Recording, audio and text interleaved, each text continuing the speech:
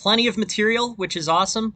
And yeah, I think this is great. If anyone has any more material, please let me know. We'll add it. Tomorrow's streams.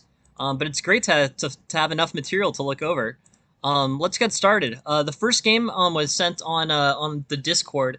That's Chess Study Discord. So I think a few of you guys are from Chess Study Discord. That works great as a channel to send games. If you go to the post game section of that, I'll just take straight from there. And to take a look at them on the stream. This is a game played by JD Mintz, and it's a Queen's Pawn game against the Grunfeld, and yeah, let's see if it provides an opportunity to do some analysis on the Grunfeld. Knight f3, pawn takes c4. This is a pretty early take on c4. There is a line that where take c4 is the standard. But more frequently, I think basically pawn takes c4 comes after it comes after queen b3. So here d takes c4, e4, castles, bishop takes c4, and white has healthy development. I guess that sort of follows from the the standard Queen's Gambit accepted stream where this bishop gets developed to c4. But I think that pawn takes c4 does provide white with good center and some advantages. Anyways, d5, bishop g5, bishop g7, knight f3, and then this is the deviation move, pawn takes c4. On e4, there's castles, bishop takes c4, bishop g4, bishop e2. And white's I think black's gonna have a difficult time breaking through this structure. I think knight fd7. By the way, we're still in book. So this knight fd7 move is pretty well explored, even with the early pawn takes c4. Castles here, knight b6, bishop b3, and overall, white's sort of consolidated a conservative center. But we're still pretty comfortably in theory. So here, knight to c6, and then the main move here is d5. But instead, white plays a different variation, e5. This is pretty interesting. White does advance his center in a lot of the Grunfeld games. That's not an uncommon thing to do. So here, d5, actually, sorry, is the game. So these pawns get a bit loose. Sometimes there's some undermining threats on e7. Basically, if black isn't careful, these advanced pawns have the potential, to get through. Say like black plays c5. White might ignore the en passant threat and instead play e5 and d6. That kind of thing does happen. Here, d5, and then is the move. But I got a little bit confused here. The actual game move was h3. The two basically the two moves here are that were in book were d5 and e5. But this is the actual game position. So knight to c6, and then e5 with this discovered threat on a8. Black's required to defend this, so queen d7 is probably the move. But I don't know. Bishop takes a8, and then knight to e4, queen takes, and I think basically black's in a fairly good position. Queen d8. White's in a good position. This material gain for white is going to be difficult for black to go up against. Bishop f8, and here I think basically white looks okay. King h1, and there are some type of mate threats, but hey, thank you very much for joining the stream, Houseline. Appreciate it. Yeah. So here, basically, rook f1, rook f pressure on f7, I think are the ideas. But yeah, overall, threats on f7 are pretty powerful. That f7 pawn falls, and then white's got a pretty good position going into the endgame. So let's take a look at a few different pieces of this. This plays, this is a pretty well played game.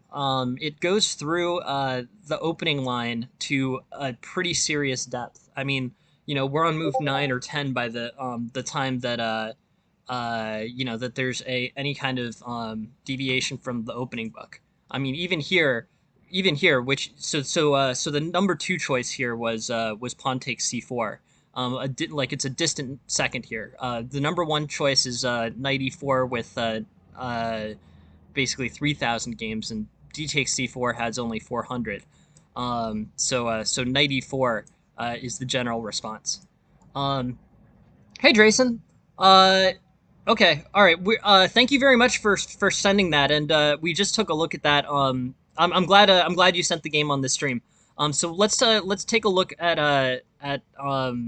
if it's all right. I think we can get a I think we can get that in for tomorrow morning if that's all right. Um, we're working out how to do the basically the sign up sheet is still kind of a work in progress. But uh, basically our we're still working things out. Uh, I'm taking games in from a few different sources, but yeah. So Jen, if Jen has put together a sign up sheet on Sign Up Genius, um, and I think basically this uh, basically this type of a game is, basically we're working on some of the administrative stuff is the point. Um, but the games will all get looked at, and you can send them via any channel. Jen put together that sign up sheet, but feel free to send them in the stream or send them on the Discord. But yeah, sorry about that issue, and I'm glad that game will for sure 100% get looked at. So thank you very much for sending it in, and we'll look at it tomorrow morning. But yeah, sorry for the difficulty. We'll try to get that right, and it'll be working before too long. Still working out some of the kinks on this strategy. And Jen just posted the link to the Discord, which is super helpful too. This is a Discord that's specifically dedicated to this channel, and you can post games on there if there's any issues with anything else. So yeah, so any channel works, and everything's gonna get looked at. I promise. We'll get through all of it. Um, it's real. I really appreciate the participation. I mean, this stream works based on people being willing and interested in sending in games. So I promise anything that you send in will get looked at. Um, Interesting. Okay. Well, in any case, Drayson, we have it now, and we'll look at it tomorrow morning. Sorry for the difficulty. Still very much in the early stages here. But yeah, overall, we're still in theory here with an early pawn takes c4, uh, and h3, bishop takes f3. But let's look. So here's the move that deviates from theory here. Knight fd7 is the number one choice, c5 is the second choice, and h6 is the third choice. B6 is not something that's been played in a master game, but let's take a look at the analysis. So B6 is a plus 2.37. So I think that is objectively better than or objectively better for white, so objectively worse for black than some of the book moves. On knight fd7, the thing is basically plus 1.3 or something. So I think b6 is not as good as the more explored knight fd7, but in any case, we sort of move towards an interesting situation. Um, Here, bishop takes f H3 makes sense and pressures the bishop. Bishop takes F3, I think, is a little bit, probably too aggressive. There's not a great place to put that bishop, but now this bishop is fianchettoed and facing the rook on A8, so that's pretty dangerous, I think. Discovered moves like like E5, will become pretty dangerous. But overall, I think basically Black's doing White a favor by allowing this development on Bishop F3.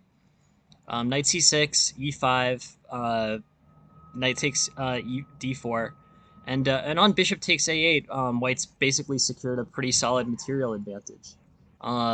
He's up basically a piece here. Or an exchange and a pawn. So yeah, um, pretty good game for White. But let's slow it down and go back to the earlier part. Um,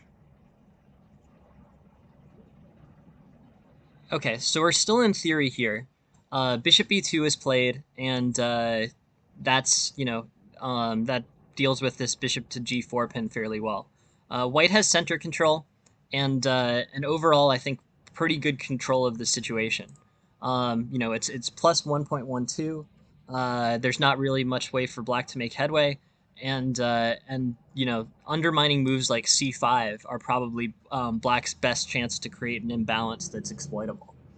B6 leads to some opportunities. Bishop takes, and then knight to C6. Um, the eval is at plus zero point 0.4. So really, the deviation from theory here played out really badly, really quickly for Black, and it sort of makes sense. I mean, B6 is an unusual move to be playing here. The value of B6 over a straightforward developing move like Knight C6 tends to be the ability to position the bishop on bishop to B7. With bishop to B7, you have a fianchetto. Here, you're basically, not securing a fianchetto if you're trading off the bishop, and are instead just sort of generating a weakness on B7 here.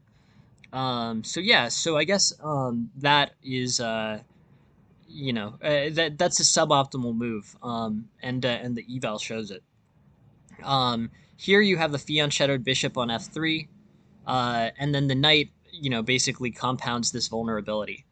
This knight is difficult to defend on c6. So with this discovered e5, White has secured a pin on this rook on e8, and as well as threatening this knight on f6. This is going to lead to a material gain for White. But yeah, it's kind of wild how dangerous that got. Basically, with b6 and bishop takes f3, this discovery, d5 or e5 and then pawn takes f6 is really put into place. So those two errors by Black really compound. White's done the right thing. White's basically played, in a way that's consistent with theory. But opening up this diagonal was an error for Black, and basically playing this, and basically being willing to trade this bishop, which would naturally go on this diagonal, and the fact that the bishop's not there and sort of makes b6 not have the same goals as it normally does, causes a problem. So h3, bishop takes f3, knight to c6, and e5. Bishop takes a8, queen takes, and castles. And by now, White's basically showing an almost insurmountable edge. We can go through it just to make sure that this game stays relatively in play. But really the game collapses in two moves. It's really pretty interesting. Uh, you know, on move on move 9 or so, we're still in established opening theory. So bishop e2, and then there's still move 8 with 12 games having been played in the opening book. But here, um, there's nothing that White can do really. Or basically nothing that White is adding. It's more just that this discovered check is almost generated by Black. still has to execute tactically and play d5, play this e5 move to secure the discovery. But the combination of the two moves here really creates a problem. I think it points to a pretty good, a good kind of positional demonstration. B6 is not a move that makes sense unless you're going to fianchetto the bishop. Um, or maybe if you're defending against an advance on c5. But overall, b6 does not really help that situation too much. Um, this steers towards a position in which there's vulnerability on the white squares, and black doesn't really get much compensation for it. So yeah, I guess I would say before a move like b6 or before a move like g6, have a good reason to do it, usually related to fianchettoing the bishop. If you don't have that reason, it creates weaknesses that could potentially be exploited. B6 is not a developing move. It's basically a move that supports the development of pieces specifically to the fianchetto diagonal. If you don't do that, if you don't do that or you don't have the potential to do that, it's really just a move that creates weakness. So knight c6 would be the correct move here, I think. Knight c6 or the book proposes knight fd7. But b6 is a kind of a risky play. H3 is a straightforward move. I mean, putting pressure on the bishop. Queen d2 is probably an alternative. Castles is an alternative, but I think h3 is fine. But the issue now is really just with this open fianchetto and this potential for a discovered threat on e5. White's causing some pretty quick damage. E5 is probably black's best move here. E5 at least cements this bishop on f3, so it's not threatening the a8 rook. But knight c6 and d5 secure a winning material advantage for white. Basically, there's some aspects of this where black basically really helped white's position. White needed to play the correct moves to exploit that vulnerability, but that's basically what happened in this game. Very solid play by white. Great job, playing, an opening basically an opening combination that, basically white played opening theory. Here, prior to b6, white's playing mainline Grunfeld theory. 12 master games are played there. So basically, white played like a master.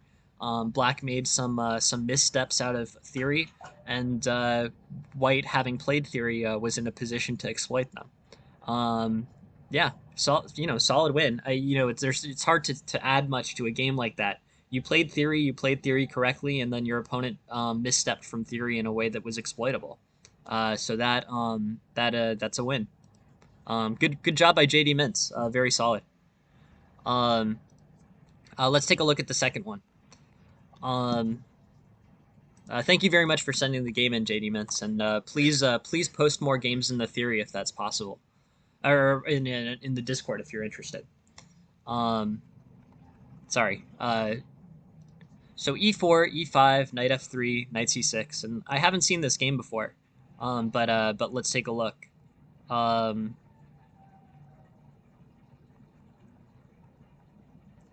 There's a good tactical win.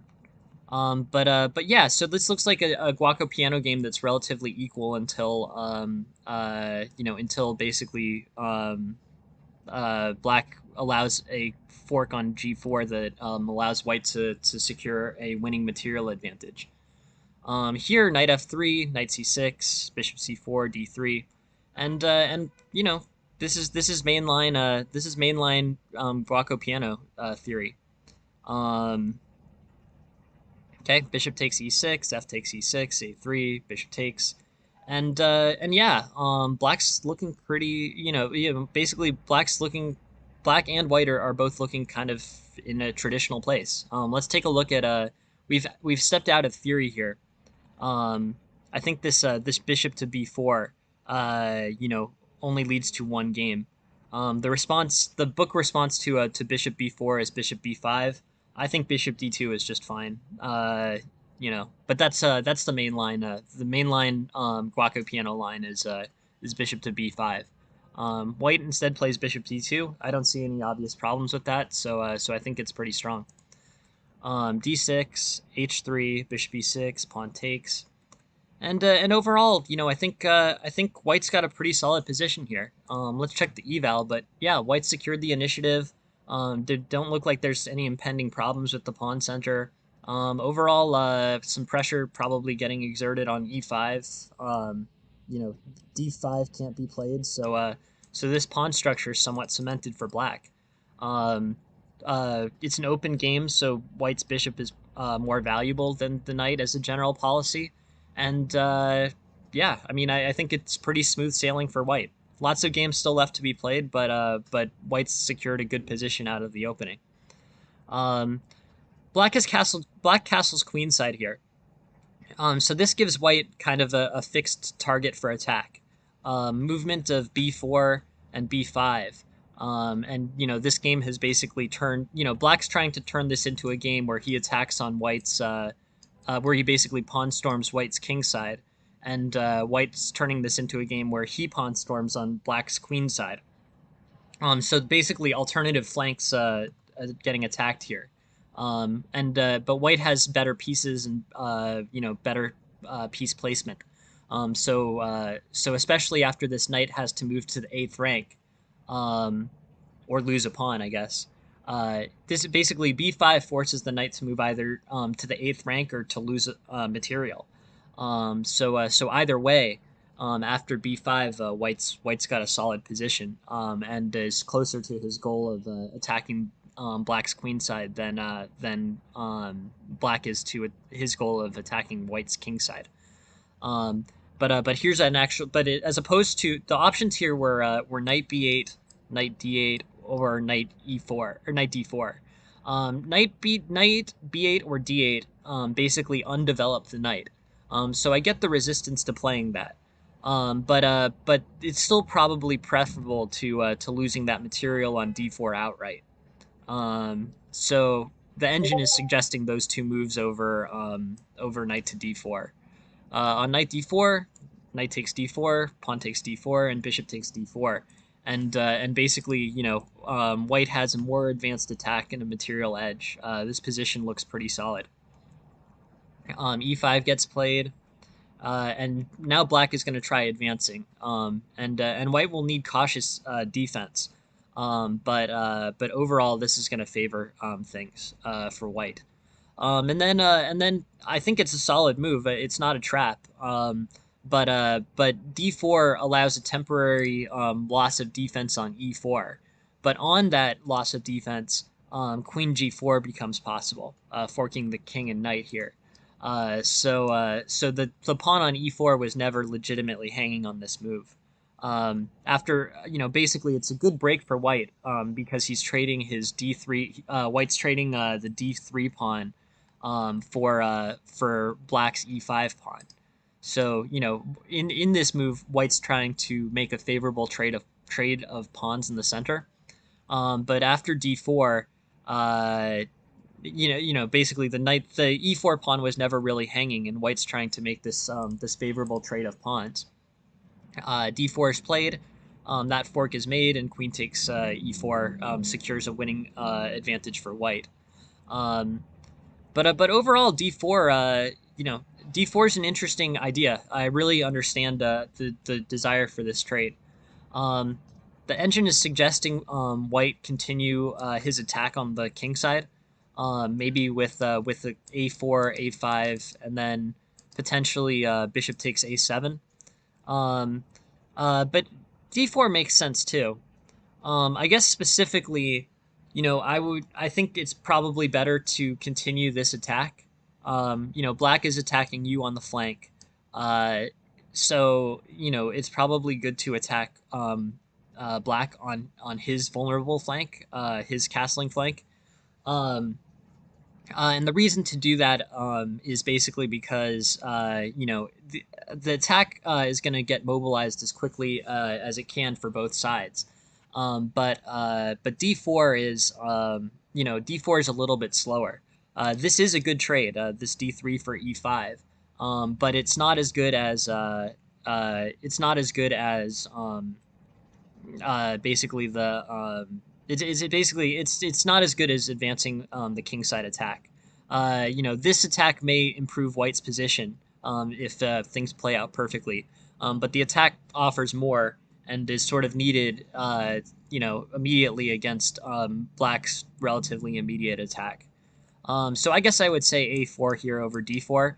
But again, it's one of those situations. D4 caused, basically set up this trap on e4, which wins White the game. So in some ways, it's sort of difficult to assess that kind of position because what you played won the game and it was a great win, and obviously what you did was adequate. But from a theoretical perspective, it's sort of a4 is objectively better than d4, and the reason is because White needs a similarly quick attack to match Black's attack. If both sides play their quickest attack, White will win, and that's a reason why this advancement of the queen side attack is the correct response to this advancement of the king side attack. But overall, very interesting. Interesting way that this went. Uh, so, yeah, let's go back and take a look. Um, Bishop to c4, bishop to c5, d3. This is a pretty normal game. Nothing too much here. And yeah, I guess I would say, at the end of the day, White basically secures an initiative, runs into some difficulty or at least some challenges when Black starts to advance his attack, and plays this d4 move. Really, the only suggestion that I have for White out of this game is the value of matching Black's flank attack with your own flank attack. D4 is a little bit too slow. A4, A5, A6 is a more logical, I think, way to play this. But what you did was obviously fine, and even with D4, White's showing a positive eval. So at the end of the day, it really was a well played game by White. Not too much deviation out of opening theory. I think B5 was a great idea. It put pressure on this knight to either undevelop or Black to lose a pawn. Black chose to lose the pawn, and up material, White's in good shape with a good attack about to come on the king side flank. Um, but this tactical trap works out great, and the game sort of resolves early. So yeah, overall pretty solid. Knight f3, knight c6, and I think overall not too much to improve on. Solidly played. Uh, yeah, fork, and yeah, White's winning. Um, and converts fairly cleanly. I think that's good. I think it's a good game. Italian game, pretty similar to the way I would have played it. This b5 was a good tactic, and maybe just consider attacking on the flank to match Black's attack on the flank. But a good win at the end of the day, regardless. So yeah, thank you very much for sharing that. Um, very interesting game. Um, cool. Let's look at the next one.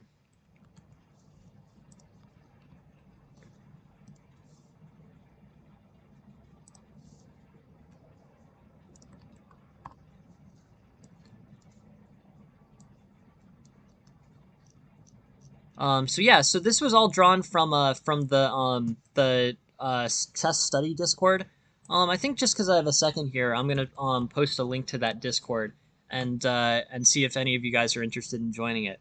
I think it's a Discord where basically, there's an emphasis on free study, and it's been a good place to kind of draw games for this channel and to get good material. So I'm just gonna post that in the chat, and if anyone wants to join it, I think I think it's no, I think it's awesome. I think it's great. Really like a super good vibe and you know, a real commitment to free chess resources, which I think is fantastic. Um, so yeah, so let me pull the link and I will get that right now. Yeah, so this link is to the Discord. It's great, great Discord. Uh, yeah, yeah, no. So I think that's a good Discord if you guys want to check if you guys want to check things out. I think that's a pretty good place to do it. Um, free study resources if that's what you're into, and I think that's generally what people are into on this channel. Let me pull up an analysis for it for our third game. Um,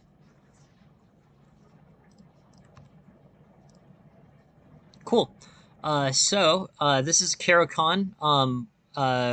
This game was sent by Hilbert Wolfgang, and it's yeah, pretty solid. This is mainline Caro-Kann. What happens now is bishop d3, bishop takes d3, and queen takes d3. Um, I think I'm gonna go slowly through this, cause this game is played by an expert, and he plays the Caro-Kann main line correctly. So if anyone wants to see the Caro-Kann main line, I can play through it twice pretty quickly, and everyone hopefully can learn it, cause I think at the end of the day, the mainline Caro-Kann is probably something that even if it's not something that you're interested in or you're an E4 player, it's probably something that you should know. It's theory that generally I think someone should, should add to their at least knowledge base for chess. Even if there's no better reason than just because you'll it'll help what people are talking about. So this is the way that this opening goes. This is Caro-Kann, and in this game it's actually knight to d2. But mainline Caro-Kann is knight to c3, and with pawn takes e4, they transpose to the same. Knight to d2 is the fourth most popular move here. Knight c3 is the most popular, but they turn out in exactly the same place. So that's really the that's the bottom line. Knight g3, bishop g6, h4, h6, and then a move that people sometimes forget here is h5. H5 pushes the bishop to h7, and it basically helps advance this pawn a little bit further. This h5 pawn can be restrictive. There are times when black will want to play g5 freely, and pawn takes g6 en passant will be a move that stops that. So h5, bishop h7, knight f3, knight d7, bishop d3, bishop takes d3, queen takes d3. And I'd really just sort of suggest burning that into your mind. Like that's a good that's a good opening for white. The mainline Caro-Kann, I'm sure this evaluates as roughly equal. But white's position here is considered to be good or no worse than equal. So yeah, so I'm just gonna look at potential sidelines here. The opening book is suggesting knight to f3 here, and I assume h5 on the next move. So that's a little bit of a transposition, but either way, this leads us to this mainline Caro-Kann position. So yeah, so pawn takes e4, knight takes e4, bishop f5, knight g3, and yeah, overall pretty solid. Interesting. Yeah, that's interesting.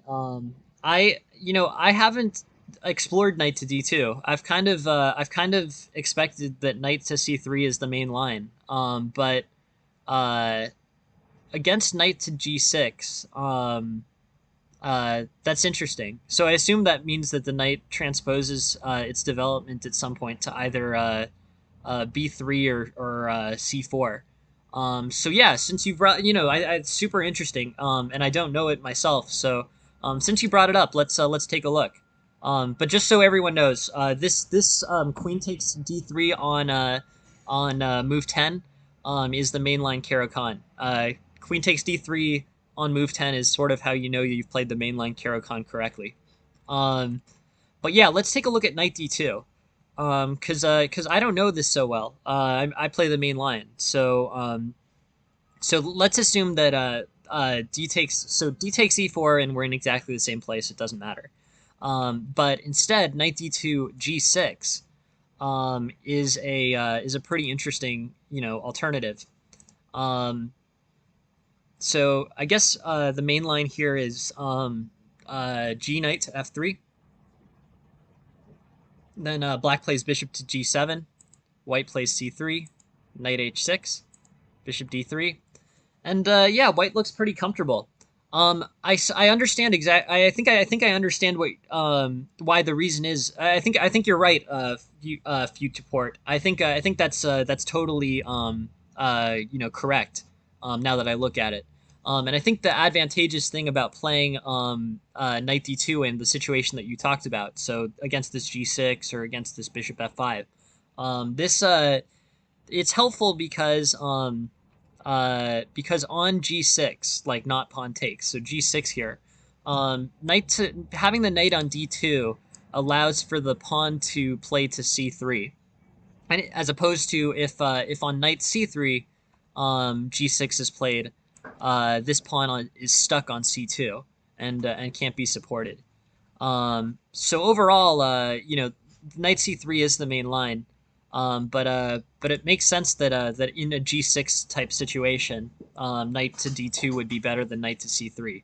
Let's check the eval just because I'm sort of curious about this now. Because that makes sense that threat would be good. Knight to d2, and the it looks like it's about plus, and then g6, and it looks like white's at about 1.04. Uh, Although it's sort of bouncing around a little bit. But I bet what you're saying is right, Feudaport. I think that I bet the knight having the knight d2 is better eval against g6. So let's look at knight c3 and g6, and then yeah, I mean I think they're they're very close. It looks like they're very close to being equal. But I think having this extra option with this knight or with this pawn on c3 is probably the explanation is probably the explanation for why knight d2 would be better than knight c3 on g6. I mean, either way, g6 is not the best way to play the Caro-Kann, but that is a little bit encouraging to play. It does sort of seem like that encourages you to play knight d2 against the Caro-Kann, except as opposed to knight c3. And actually, if you look at this eval right here, they're both at 0.78, so evaluated is completely equal. So yeah, knight d2 or knight c3 evaluated by the computer is completely equal, and I was always taught knight to c3, but that makes me think about it because I think against g6, having the knight on d2 is better than knight on c3. But of course, that's a sideline that people don't play anyways. I mean, the most common move by far in both situations is pawn takes e4. Um, so at the end of the day, I guess it doesn't matter. If your opponent plays g6, you've secured a superior position as white against the Caro-Kann. Um, but with the knight on d2, it may be slightly better. Yeah, no, that's pretty interesting, Feudy. I think it's an interesting thinking. Yeah, I believe it. Yeah, so knight takes e4, knight g3, and then either knight f3 or h5 here. It says that the opening book is suggesting knight f3.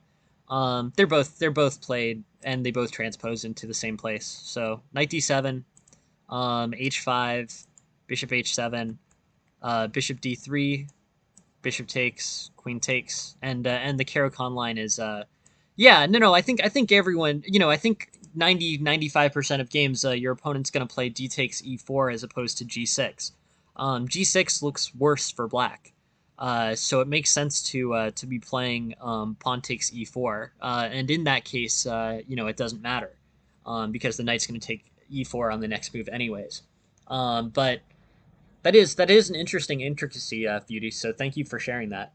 Uh, all right, so just so everyone knows, and I'll play through it one more time. This is just opening theory that I would figure that, you know, virtually all higher level players would know, and it has to basically go exactly like this. Um, Either knight d2 or knight to c3, pawn takes e4, knight takes e4, knight to g3, bishop g6, and then the knight's development on g3 and f3.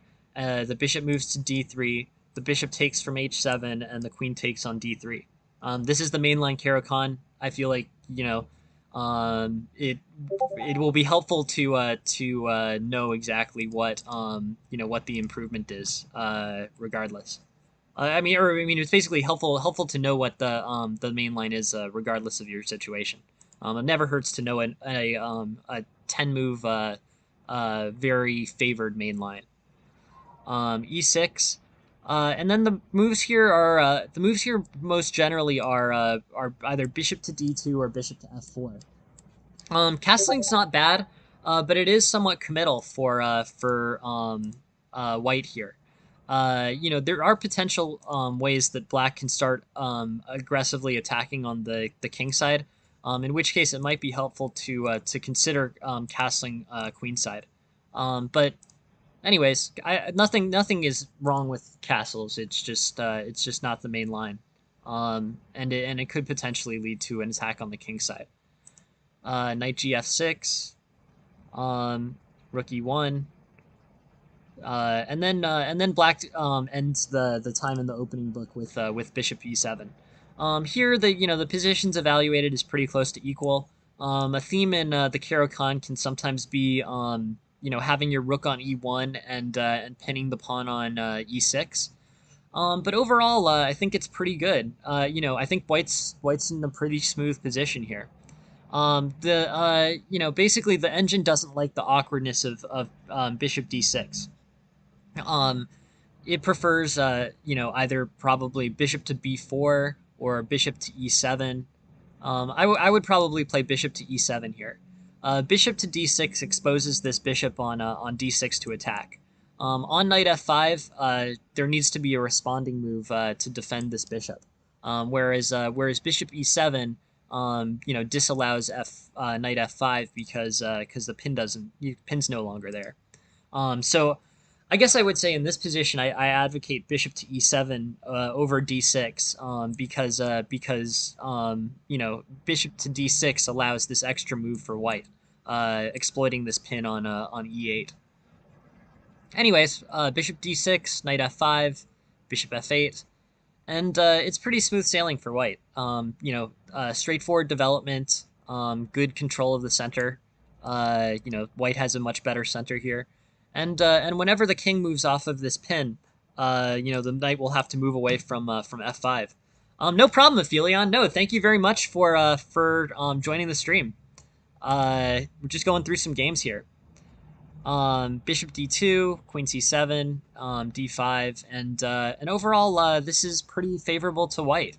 Looks like there's a real tactical bust coming up in a second, but d5 makes sense. Putting pressure on e6, which is a pinned pawn. Yeah, no, thank you for joining, Aphelion. Always happy to see you. So e5 here, and this pawn on e6 is getting threatened pretty heavily by the pin and the pawn on d5.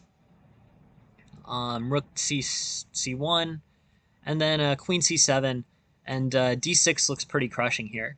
Let's see if they take it to a material lead, but this is really going to cause a lot of problems for black. With d6, basically white secures bishop's position as stuck on f8 without an improvement on position. So let's see. So d6, and threats on e5. Looks pretty good. White plays queen b5, but this threat on e5 is extremely dangerous. This has a good chance of becoming overwhelming, I think.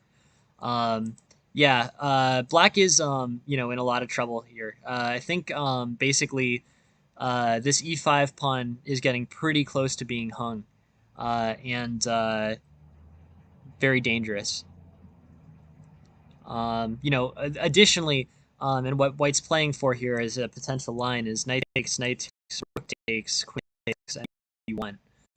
After white's basically got a good is basically going to win material, win back black's queen, and have simplified in a pretty solid way. So yeah, so overall, bishop d6 is something for black to revisit, but I think white's played a solid main line. Basically, by the way, uh, you know, black white is an expert here, so a pretty solid game is expected. Um, the threats on e6 are good. I like the way that white played that. And it looks like this situation gets pretty constricted for black. In many ways, rook takes is actually the weakest move of the game, I think. Although one leads to black's resignation.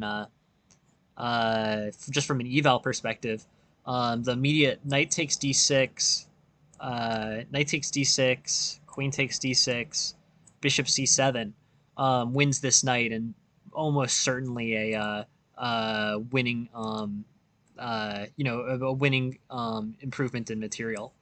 Rook takes e5 and this pin is pretty killer. So yeah, pretty interesting. Um, let's see. I don't have much to offer white in terms of improvement. I think it's a pretty solidly played game. But here, bishop d6 allows knight f5, solid. Bishop f8, c4, and then yeah, d5.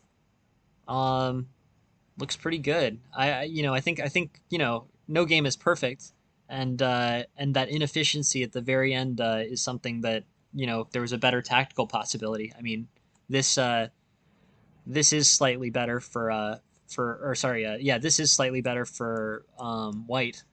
But that's really the only suggestion. I mean, I'm gonna take one more look, but basically, you play. It's sort of similar to the first game. Main line was played. Black played a bad deviation from main line, and then white capitalized. Sometimes it's really helpful to know the main line. I think the most instructional thing, rook c8 there instead. Let's take a look. Um, well, rook c8,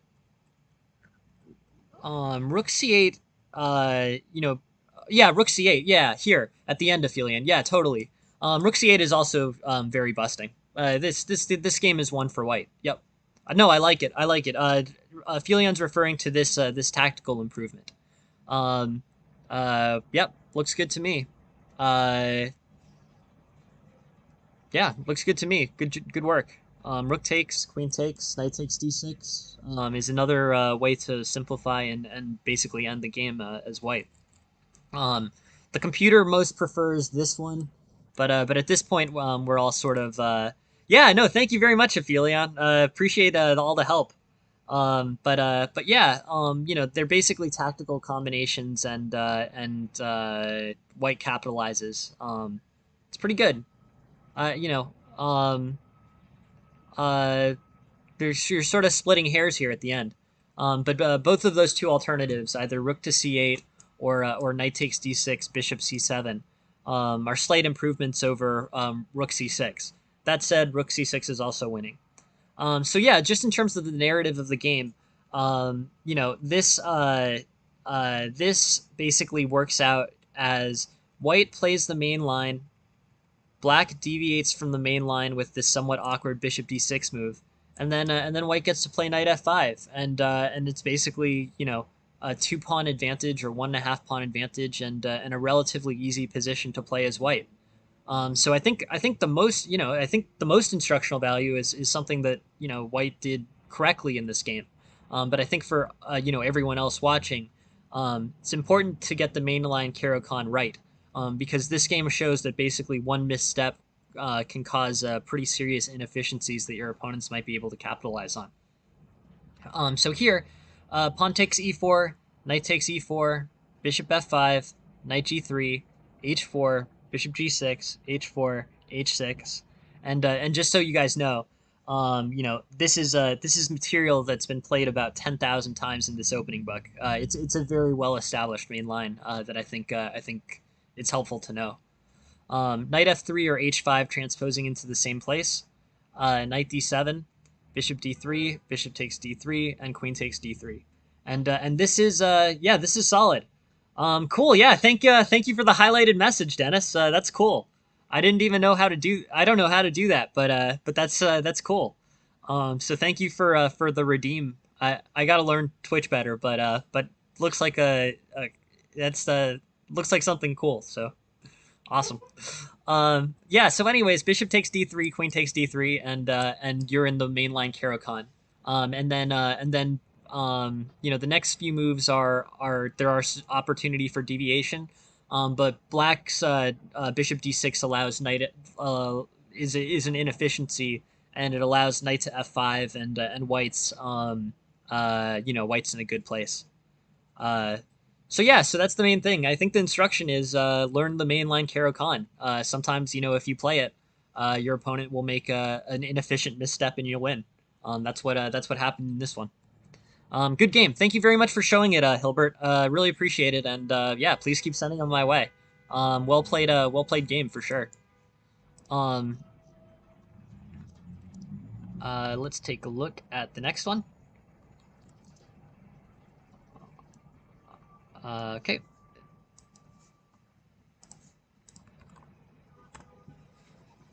Um, Yeah, no, Caro-Kann can be pretty tricky. It was dangerous. I mean, that bishop d6 allowing knight f5, um, was an error. And basically, after that error, white was showing a plus 1.5 eval.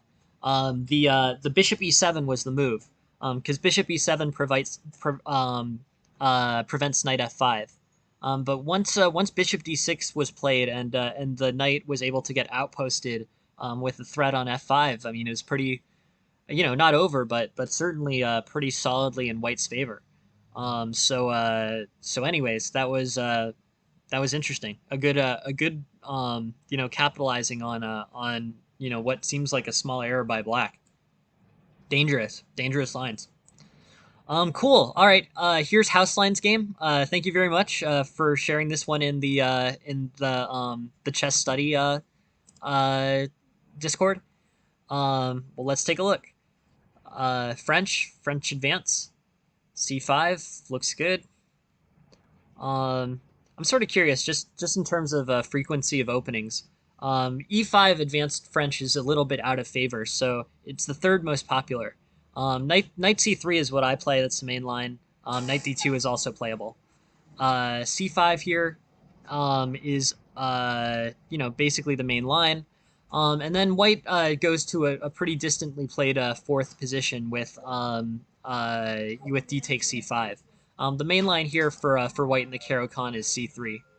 But instead, white plays d takes c5, bishop takes c5, and I think black's leading in development, and one of the main things in the French, which I brought up a few times on this stream, is basically there's a concept. I think of it as being associated with fine, but I think it's true, so it's a good general concept, which is French games, and who wins French games and who has better chances in French games is pretty much evaluated by the placement of these pawns on d4 and e5. The idea is that if white can maintain both of these pawns on d4 and e5 to the end of the game, that tends to be a win for white. If they get disrupted, that tends to be either equal or slightly better for black.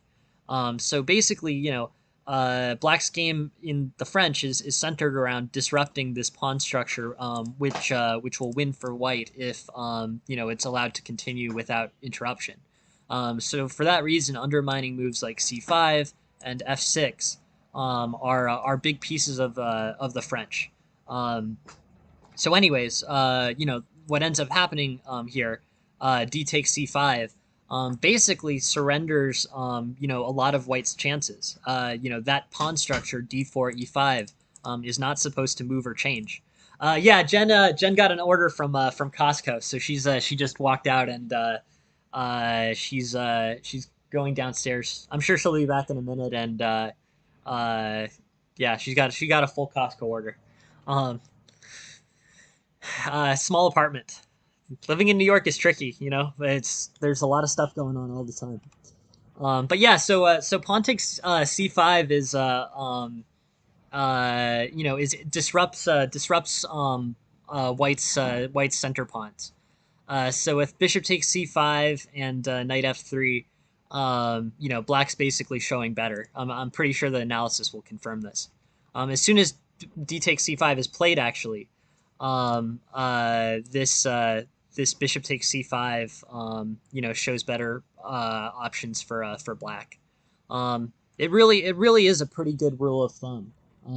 Maintaining these pawns on d4 and e5 in the French, if that can be done by white, white's better, and if not, black is equal or better. So doing a move like pawn takes c5 is not a common one, and goes against that principle of maintaining the d4 e5 combination. Bishop takes c5, knight f3, knight e7. But we're way off into sidelines here, and sidelines that favor black. So bishop g5. I'm wondering about queen b6. Queen b6 basically looks like a pretty good tactic. I don't know if there's a way that black can respond to it. This quick b6 here secures an attack on f2 and on b2, and it looks like shows a pretty good eval for black. So I think black's made a number of errors here. The first one's a very positional one and revolves around the ideas behind the chess openings, like keep those pawns on d4, e5, and work to maintain them as white in the French. And then basically this turns into a material gain. Let's just see. So okay, so queen b6 was actually delayed, and bishop to d3 was played. But queen b6, the issue was never solved by white, so the same fork applies a move later. B on d2, knight c6, and overall, I mean, I basically think black's winning here. This e5 is vulnerable. There might be attacking chances with like bishop b4, bishop c3, and then like a fork here or something. But this pawn's relatively isolated here. White could also undermine it with f6, and then if the f6 pawn or if the f7 pawn gets traded for the e5 pawn, white's just basically got an undisputed center, and there's a lot of value in that. Queen plays to c1, queen to b4. I don't know. This is kind of interesting. I might think that the line that I would think of if queen to c1 was played, I would think like rook takes c1 and then maybe f6, because I think that this undisputed center that black will get with e6 and d5 is going to be pretty powerful. Interesting. The Caro-Kann and the French can transpose pretty freely. That actually happens a lot. The French and the Caro-Kann, basically the difference between them is generally the placement of the rook on, or sorry, the bishop on the white squared bishop. Like the Caro-Kann, what ends up happening is the bishop gets to f5, whereas in the French, d7 and e6 prevent the bishop from ever getting to e5 or f5. But there's a lot of transpositional possibility there, for sure. So anyways, I would think about that, and that those transpositions are super interesting. But the pawn structures can actually end up very similar. It's cool how openings transpose into each other. I mean, we were looking at some queen's pawn games that were transposing into the Sicilian the other day, and chess is, it's kind of, I really think it's cool. A lot of cool stuff and the way that things can evolve. But yeah, you're right. Caro-Kann and French can transpose into each other for sure. Here, bishop takes c7, queen b4, c4, and I mean, I'm not sure if this is the most efficient thing for black to do. At this point, maybe it's better, to start simplifying. Black's got a lot of advantage here, a number of different advantages. The main weakness for black is this bishop on c8, but advantages are things like this is really an advantage in center control for black. The e4 and c4 squares, black both has pretty comfortably. Um, the e5 pawn is vulnerable. Black really has a better center here. And once he finds a good place to put that white squared bishop, he's going to be in good shape. So for that reason, I was considering that queen takes c1 might be the best play. But even after queen b4, black still got the center control. Um, I think we might be getting close to a tactical win here. Um, let's just look at the computer line. Queen takes c4, bishop takes c4, bishop d7. Yeah, no, I like f6. I think f6 is especially earlier. Yeah, no, I agree. I think f6 undermining the white center and basically giving black complete control of the center with e6 and d5. I think f6 is a good undermining move. There are other attempts at e5 that could be done with pieces, but the undermining move secures, basically black is the only player with pawns on the D or E file. So that's pretty good. So yeah, so just playing through this, bishop e4. I don't know. I might have tried bishop c6 here, but in any case, bishop e4, b6, rook d2, rook takes, and yeah. Somehow we've gotten off the main line. Okay. Um, Queen b6, rook d. This is back to the game. In the game, white plays queen b6 and still shows a pawn advantage. Um, but I don't know. I think f6. I think f6 might be a missed opportunity here. Um, Trading this c4 pawn, which is isolated and not very strong, for black's d5 pawn, which is connected and relatively advanced, is kind of a bad trade for black. I wonder if there's an opportunity, if black will have an opportunity to sidestep that. Pawn takes c4, queen b6, and yeah, black's looking pretty good. On bishop takes, so I think maybe there's another tactical issue, with rook takes c6, but with bishop takes c6, black has a bishop pair in now what's a relatively open position. The bishop has an opportunity to get posted on b4. A lot of advantages for black here.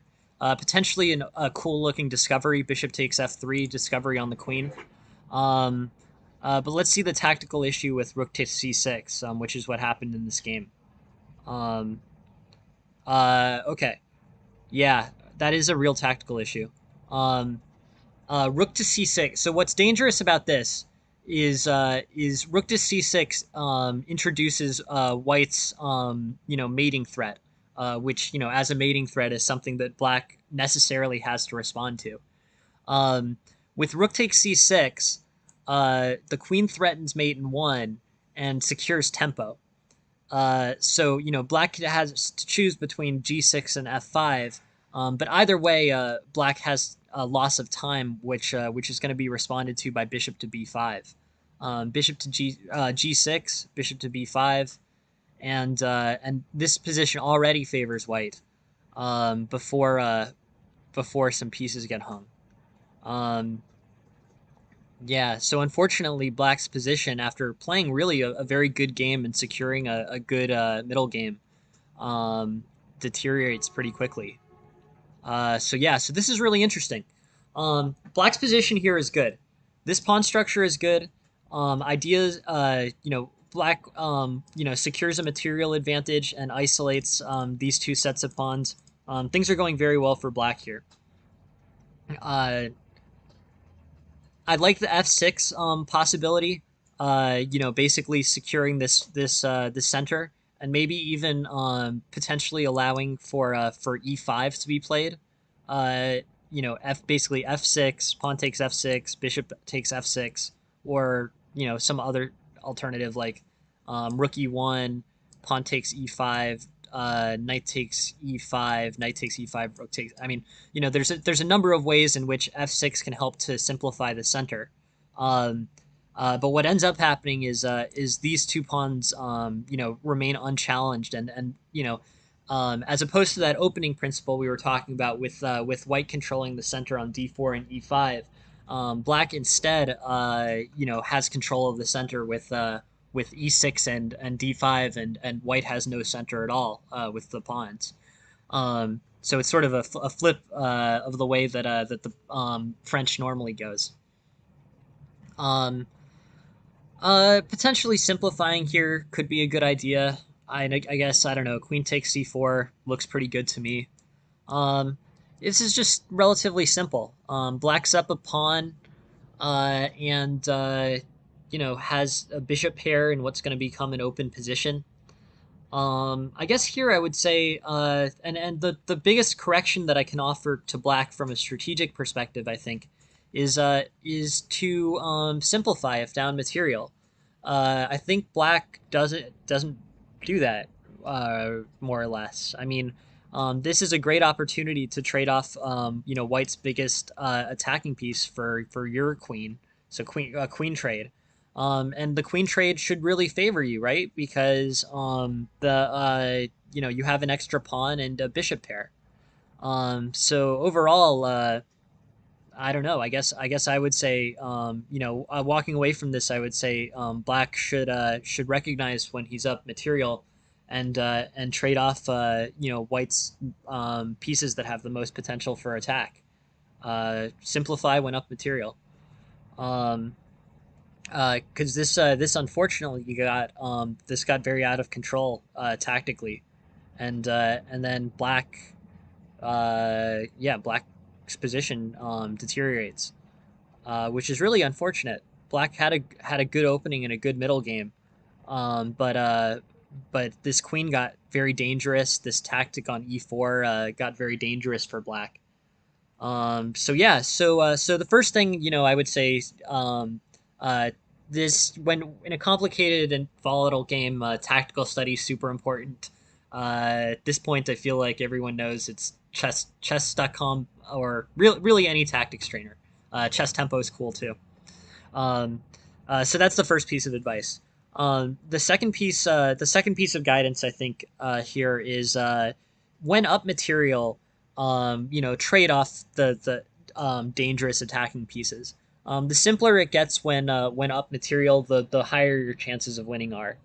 This was a good opportunity to trade off queens, and unfortunately, that queen ended up really being very instrumental to black's, or to white's attack, and white's, ultimately winning pressure on the black position. It's really kind of a bummer. I think you played a great game, and it's a good demonstration of the French, and why the French center pawns are important. I feel like black had a very good opportunity to win this game. And the takeaway from it is if up material, trade off the potential attackers. Otherwise, I think you played a great game. You played a great game, Houseline, and it's a bummer that it ended that way, because looking at this perspective, I think, yeah, no, exactly. I mean, I think just, if you're up material, trade off your the pieces that can hurt you, or provide you the best opportunity, provide your opponent the best opportunity to launch an attack. Um, yeah, no. It's a really good game. I really like the way that Black played this game. And it was really instructive. I think this is a great instructive example of why d4 and e5 are important in the French, and why White's game and White's chances involve retaining that d4 e5 pawn structure. And then Black walks out of the opening and early middle game with a pretty solid edge. But here was your opportunity to trade the queens, and I think, uh, once you trade the queens, this is a consolidated position, and I think you're a lot stronger. Wow, that's great to hear. That's great to hear, Amet. I'm really happy that you're getting something out of it. I'm sure the most important thing is the tactics training that you've done on your own. But I'm really happy to hear that you're getting something out of the stream because I really enjoy doing the stream and I'm happy if it's helpful. Um, so yeah, so here was your opportunity to trade the queens. The queen got more dangerous than I think it ideally would have gotten, and with this simplification, yeah, black's showing good chances. I like it. It looks good. Um, so yeah. Thank you very much for the observe GM Shadow. Appreciate it. Thank you. Um, so yeah. I think that leads to a better game for black. But that's the main takeaway. The queen trade. The queen trade. I think probably would have led to a win there. But it's good. A very instructive game. Um, all right, two more. Uh,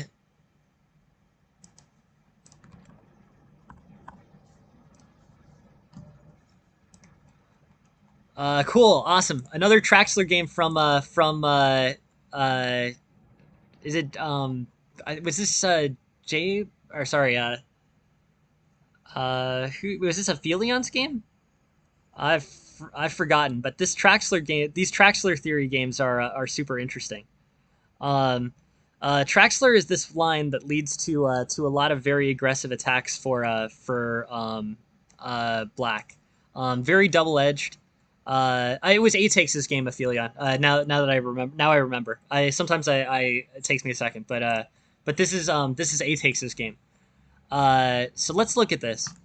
Um, so the defining line of the Traxler for anyone who doesn't know is basically it's an Italian game from white with the two knights response from black. The knight plays to g5, going for like the kind of early threat on f7 and fried liver type position. Thanks for the Traxler game, Atex. Yeah, we've gone through some cool ones related to it. Um, yeah, no, for sure. Yeah, let's give it another look. There's many sidelines and many ways to exploit deviations from from the theory. But this overall leads to some danger. Or basically, there's a lot of sidelines to take a look at. Um, this would be an example of one of the things that can go very quickly wrong for black. So here, knight takes e4, king e1, queen h4, knight takes, and then pawn takes. And basically this leads to the king needing to leave that file. So here, but the Traxler just again is knight takes f7, and then bishop takes f2. And the preferred move for white is king f1. This is a better move for white. On king takes f2, very dangerous things can happen. So here, knight takes e4. Um, yeah, and then either king e1, but the preferred move is king to g1. Um, but here instead, the king plays to e1, and that's more or less an immediate loss. So just so we know, this knight goes up and threatens this f7 pawn. Bishop c7 goes, and then knight takes f7, bishop takes f2, king takes, knight takes, and king to e1. And this is already a loss. This is already a loss for white. Black plays queen h4, knight takes, and the queen is lost. So overall, yeah, pretty very quick. It's a very quick win for black against or for black against a white misstep. The correct line here is king g1. Um, King g1, queen h4, g3, knight takes, knight takes, knight d4, pawn takes, and overall, this is a much more tenable position for white. Black will end up, getting perpetual check. But really, the thing that sidesteps this super dangerous position is King F1. So let's take a look at a King F1 line. King F1, Queen E7, and just playing out the book here. Knight takes H8, D5, E takes D5, Knight D4, and by this point, White's show it's still very dangerous, but White's showing a positive. C3. Uh, I mean, it's really dangerous. So King F1, yeah, King G1. But I would advise, uh, I think I would advise King F1 here. Um, but yeah, so let's look at King F1 again. King F1, Queen E7, Knight takes H8, Bishop B6, and Knight C3. Still many things that can go wrong. The Queen threatens mate with Queen C5. Queen E2 is forced. Um, I guess or Bishop F. This is some real craziness. So Bishop F7, and then the king has to go somewhere, and then Queen E2 or Queen F3. I guess is better. But I mean these positions are just super difficult to play. What does analysis say about Bishop takes F7? Um, I don't know. Let's see. They both look playable. Knight takes F7 seems to give a slightly better eval. In terms of what's more common, Bishop takes is more common. So the main line, I guess, is Bishop takes, even though the eval is listing it as Knight takes. Bishop takes, King E7, Bishop D5, Rook F8. But to be honest here, I think if White can get castling in, that takes a lot of the pressure off of Black. White's looking better here. Um, yeah, but castles provides White with a lot better. I feel much more comfortable with White's position having castled here. 1.4 it looks like, and the Black Queen will go to E8 and then G6. Yeah, probably. So yeah, Bishop takes F7, I guess. They're both alternatives. They both have specifics, but it's kind of interesting how this game can get so dangerous in what's a relatively equal position. Bishop takes F7, King E7, and then I sort of want to play Bishop to B3. Bishop to B3 is kind of interesting. Um, yeah, no, totally, Aphelion. The only thing I would say about this opening is that there's, the opening requires knight g5 and knight f7. So, that I guess I would say is sort of, I mean, if it's coming to be, knight g5 is an aggressive move. On knight g5, the main move here is d5. And d5, pawn takes d5, knight a5, and basically, Black has a pretty solid position against, or Black basically has a pretty solid and much quieter position. But it's super dangerous. I mean, I definitely don't know this theory. I would be the type of person who would sidestep this with d5 and call it a day. But for the people who want to see this full thing executed, knight takes, bishop takes, king f1, queen e7, knight takes, d5. But I feel like if you're gonna play d5, I would have played it, earlier in the opening before all this mess. Um, but it's a very pretty line. It's really cool to see. Uh, Anyways, e4, e5, um, and just I think at a superficial level, and for anyone who plays knight g5, yeah, I think it's pretty difficult to secure a Traxler game. But it is a very pretty line to look at, and I'm always interested in expanding my knowledge of it. But for anyone who's new to this stream and hasn't taken a look at the Traxler before, um, it's defined by an Italian game with two knights. The knight goes to g5, the bishop goes to c5, the knight takes or the bishop takes. But if the knight takes, then bishop takes f2, and that's the Traxler opening. And then just in case you ever play against it, which is not super likely, King F1. But it's very pretty. It's a super aggressive, complicated game, and it's a fun game. But it actually has like really well established, defined opening theory, and that I there was a Ben Feingold game out of it that I thought was pretty cool. But at the end of the day, yeah, just keep it's a cool one. It's cool knowing in chess that even exists. So, anyways, this game leads to a misplay. After King takes f2, King e1 is not playable. To Queen h4, and then the king gets knocked off the defense of the queen. And the queen gets lost. But yeah, super interesting. Fun as always. You keep sending them, I'll keep reviewing them. So yeah, thank you very much for sending that one, A-Takes. Another way that the Traxler can go horribly wrong for white. Very, very funny stuff. Okay, cool. Let's go to the last one.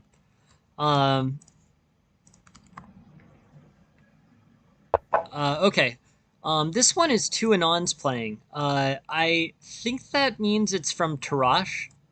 I think Tarash is the one who usually sends those games. And I hope he's here. If he's not here, I'll because I wasn't sure if I was gonna do this tonight or tomorrow. But if it's tomorrow, then he can come back and watch the replay. But it ended up being tonight. So all right.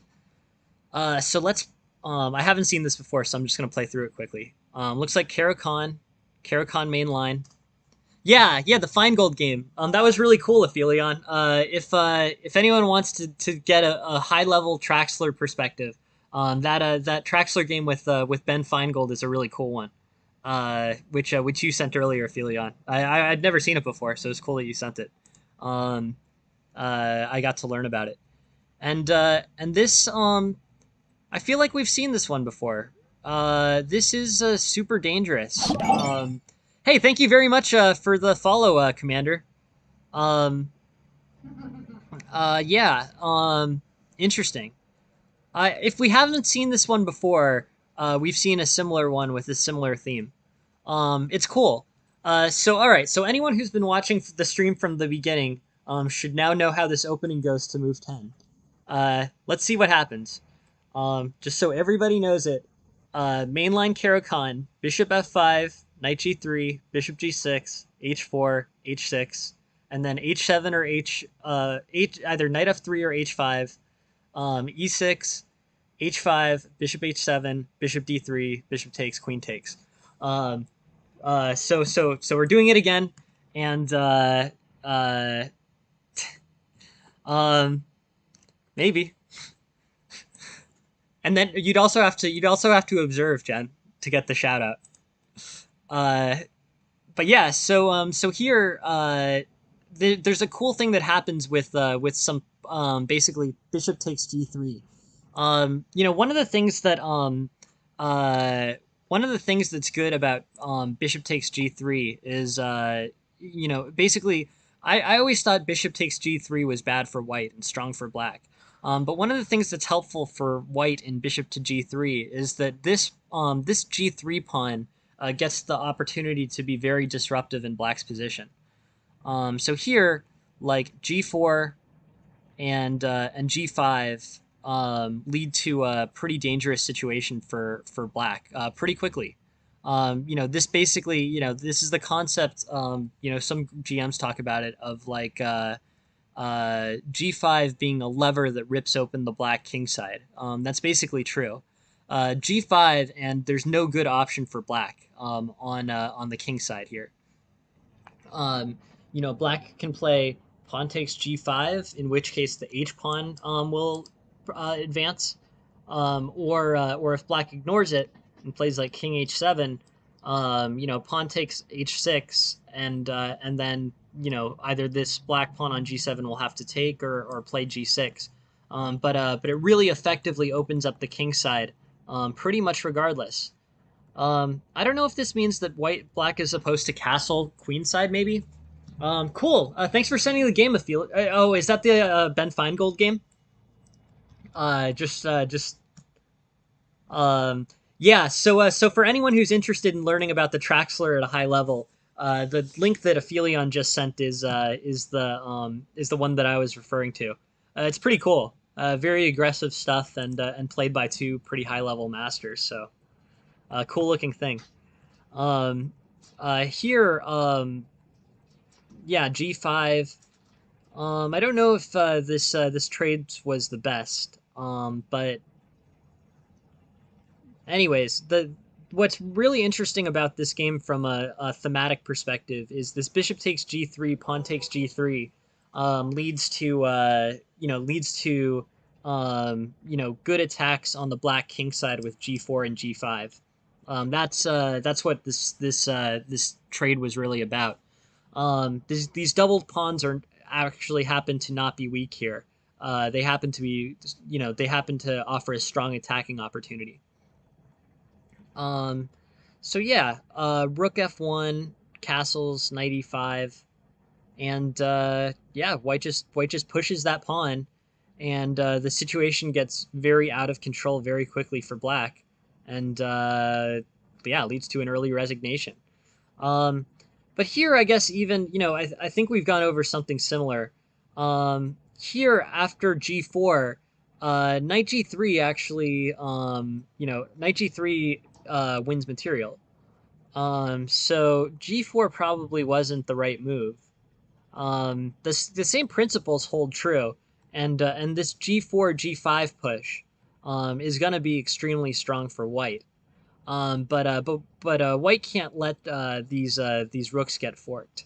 That's here the knight plays to d4, but on knight g3, black's showing a win of material. Yeah, this is Tarasha's game.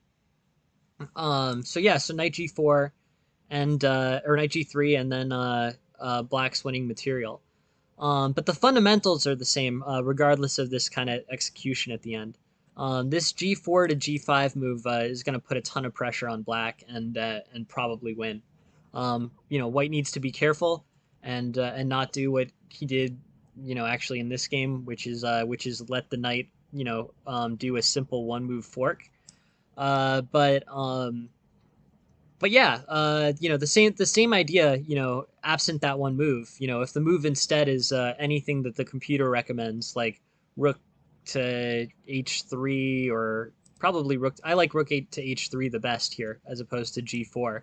The position's pretty much exactly the same, and that opportunity doesn't exist, and the king side is still open, so looks like a win for white.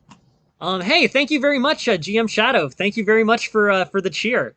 I appreciate it. I don't know what that means exactly, but I really appreciate you doing that. And thank you very much for being here and observing and supporting the stream. Awesome. Cool. I got to learn my stream. I got to learn my Twitch better because that was cool at least. I like the sound. Yeah. Well, thank you guys. No, thank you guys so much for being supportive and sending material, and I really do like it. It really is. This really is fun for me. So I'm happy that people are getting some value out of it. Jen is chuckling in the background. Yeah, no, thank you very much, GM Shadow, and really just thank you for being here and supporting the stream. Yeah, so here, h6, and yeah, and black's basically busted. Either way, black was pretty busted. Rook to h3, and there would have been big problems, for black. White has good initiative. But yeah, the main positional point, I think this is a really like an illustrative game, as opposed to you know, like this is an instructional game. Is This is a very good demonstration of an interesting tactic in the Caro-Kann, where the bishop takes g3, the pawns get doubled on g3, and the g4, the g pawn can get used as a lever to rip open the king side, which white, you know, white basically does that very effectively. Um, yeah, no, so it's awesome. Really, really interesting, and yeah, good play, good illustrative game sent in by Tarash. If he's not here, I guess we'll have to watch the stream tomorrow. But I really appreciate him contributing in any sense. Um, please, everybody keep sending your games, and yeah, send your games. Having enough material is awesome. I love it. It makes life so much easier, and it makes me happy that people are interested in participating.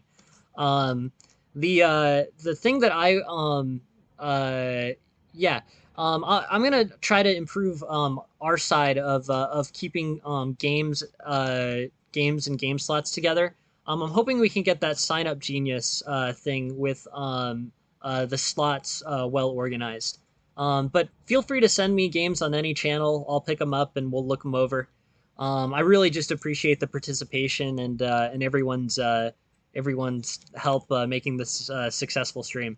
It means a lot to me, and this is a lot of fun for me to do. So, thank you all so much for everything. Um, uh, there's one there was one other thought that I had, but I can't.